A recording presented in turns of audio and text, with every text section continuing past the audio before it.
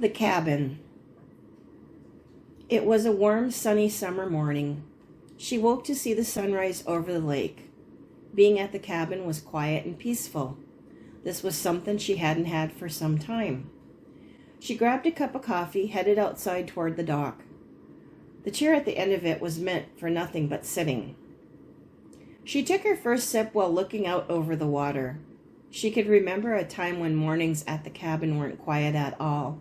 The whole family would be here, and even friends too. The kitchen would buzz with a few of the women trying to make breakfast for everyone.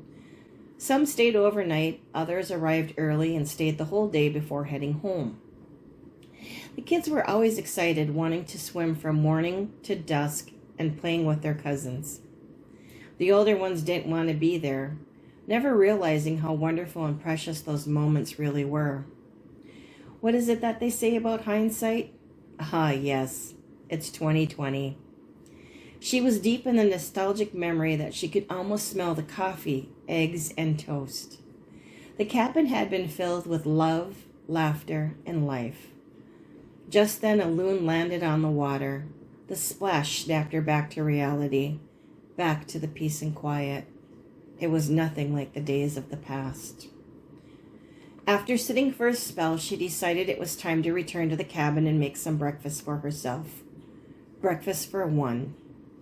She didn't bother setting the table. After all, it was just her by herself. While she ate at the table, another memory pulled her back into the past. The table. It had always been filled with family and friends who came to spend time at the cabin. There always seemed to be enough food for everyone, and conversations flowed like a river. And there was never a shortage of laughter when people gathered around the table. Stories were told, memories were made. It felt like home, a place where it was safe, warm, and wonderful. She smiled at the thought of it all, the home, the family, the friends. Life felt so much simpler back then. But isn't that what we always think at some point in time in our lives? She wondered when life had changed. How had everything become so complicated? Was it something that adults did to themselves?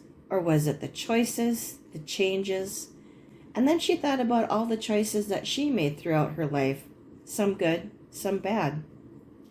Then she remembered what her mom always told her. Life is what you make it. Well, that's partly true. You shape what you can control. But some things, some things are simply quite beyond your reach. Things that no one could control, but nonetheless did somehow shape her as an adult. When she was younger, she never fully understood what her mom was trying to tell her. She'd been too distracted by everything else, too busy living to sit and listen to the older folks. What did they know anyway? It reminded her of the old saying, with age comes wisdom, at least for those who are willing to embrace it. Funny how life works. When you're young, oh boy, you can't wait to grow up and be an adult. And once you're finally there, well, you realize just how good you had it before the weight of the real responsibility settled in. And now, there are moments when she wished she could go home. But home would never be the same. Even when you go home just to visit your parents, you see them differently. Older, frailer. That childhood belief that they would live forever was nothing more than a wishful fantasy. Reality had settled in now. We are all getting older. Nothing stays the same, not even her. Change seems to be the one constant in her life, but also in everyone else's life too. It isn't bound by rules of fairness. If it were, maybe things would be different in this strange, beautiful, unpredictable thing that we like to call life. She briefly snapped back to reality. She still had the dishes to do and the kitchen to clean.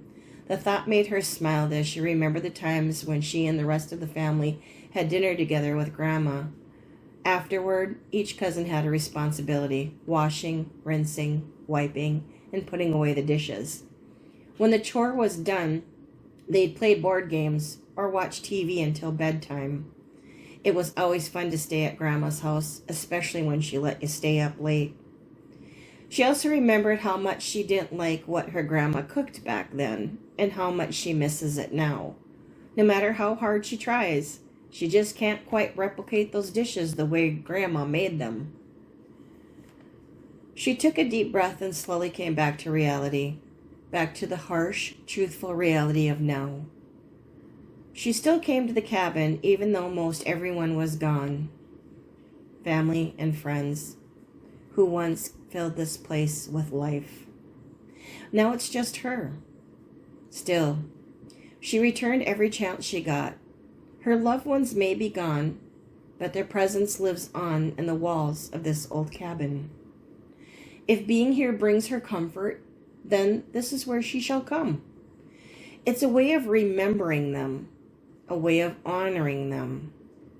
She recalled a quote, though she couldn't remember who said it. Grief never ends, but it changes. It's a passage, not a place to stay. Grief is not a sign of weakness, nor lack of faith. Grief is the price of love. And she thought to herself, what a price to pay for love. Because saying goodbye is never, ever easy.